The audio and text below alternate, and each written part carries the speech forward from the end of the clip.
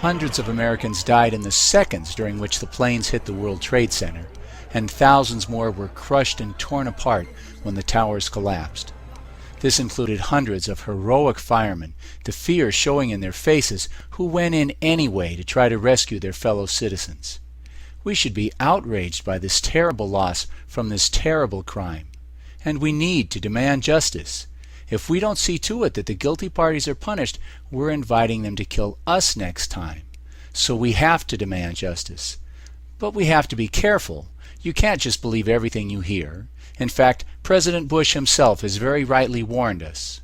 Let us never tolerate outrageous conspiracy theories concerning the attacks of September the 11th.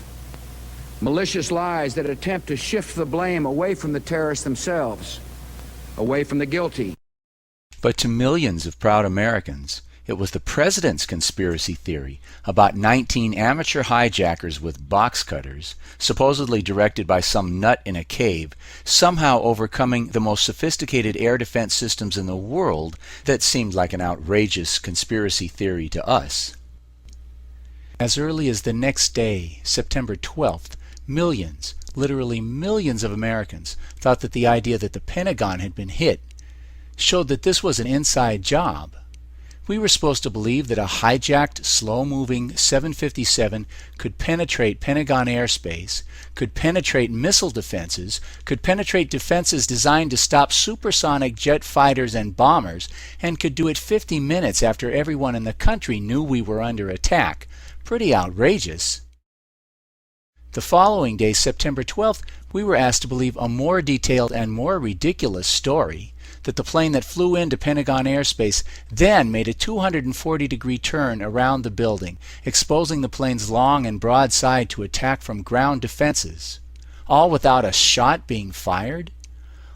On September 12th, we were told that if the plane had not made this incredible turn, if it had just headed straight into the Pentagon, it would have crashed into the most high-level, top-secret area of the Pentagon. It would have crashed into the offices of Donald Rumsfeld and all the top brass.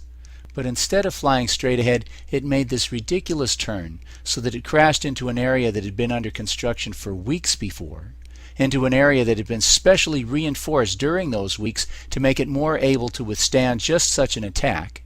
And it crashed into an area that, because of the construction, was mostly empty and only contained people who had been judged by the killers as deserving death. Let's say that again. If 9/11 was an inside job, the people who were present at the Pentagon and who had been assigned to work in this very special area had been very specifically selected for death. And then we had to sit and watch as in the next week Richard Myers, the man in charge of North American air defenses that day, the single individual most responsible for the disaster, instead of being court-martialed and shot, was instead promoted to chairman of the Joint Chiefs of Staff. Outrageous. Simply outrageous. On the morning of September 11th, many building engineers and demolition experts were disturbed as they watched the collapse of the Twin Towers. No steel frame building in the history of the world had ever collapsed in this manner. A few had been knocked down by earthquakes, but never by fire, or even by planes. In 1945, the Empire State Building was hit by a U.S. Air Force B-25 bomber, killing 14 people, but causing no significant damage to the building's steel frame. The designers of the World Trade Center anticipated such hazards. The building was designed to have a fully loaded 707 crash into it. That was the largest plane at the time. I believe that the building probably could sustain multiple impacts of jetliners because this structure is like the mosquito netting on your screen door, this intense grid, and the jet plane is just a pencil puncturing that screen netting. It really does nothing to the screen netting. A 707, by the way, is heavier than the planes that hit the World Trade Center. And 20 minutes after the second plane crash, when nearly all the jet fuel had been burned up, the buildings just seemed to explode, throwing steel girders weighing hundreds of tons for hundreds of feet, burying them into buildings on the other side of the street. Virtually all of the fuel from the planes had been consumed in the first 20 minutes. Where did all this explosive force come from? But most of all, the engineers were disturbed by the apparent collapse of the enormously strong central core of the towers. An indestructible rectangle of 47 box beam columns made with 4-inch thick steel at the base, tied together with a tight net of more steel girders and trusses, making up the backbone of the World Trade Center.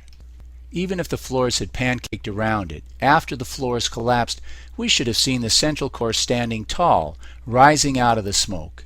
And we do see parts of the core, for a moment, standing in the smoke, before they simply evaporate inexplicably. Buildings have pancaked in the past, but they looked like this, not like this. Why do we see no floors pancaked on top of each other? And so people began to look more closely at the video of the collapse, and they began to see more evidence that something else was going on, that the buildings had been taken down not by exploding planes, but by explosive charges planted in the building. In a professional demolition, you see what are called squibs, where the explosives occasionally vent their explosive force out the side of the building. And sure enough, when you look, you can see squibs going off all over. The specialized explosive used by professionals to demolish a steel frame is called thermate. It is placed in key locations and melts large steel joints in an instant, which is precisely what we see here. Look closely at this photograph. This is one of the box girders of the central core. Look at it. It's been clearly melted. Although jet fuel does not create anything near the heat necessary to melt steel, the physicists and engineers began to find evidence of large amounts of molten steel pouring out of the side of the building, pouring down into the basement, creating incredible temperatures, 1100 degrees at the top of the rubble pile 6 weeks later. Out still on the rubble, it's still, I believe, 1100 degrees. The guy's boots just melt within a few hours. And turning up months later as huge chunks of iron and concrete slag.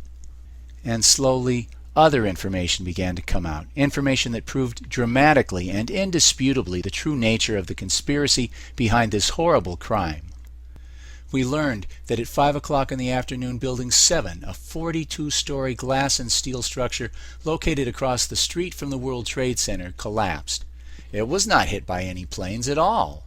It appeared to have suffered only minor damage, but nevertheless it simply fell down in what is clearly and classically a controlled demolition. But you ain't heard nothing yet.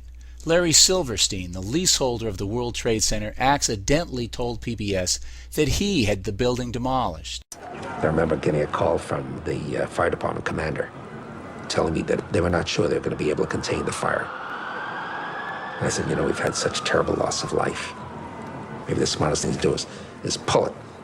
And they made that decision to pull, and then we watched the building collapse.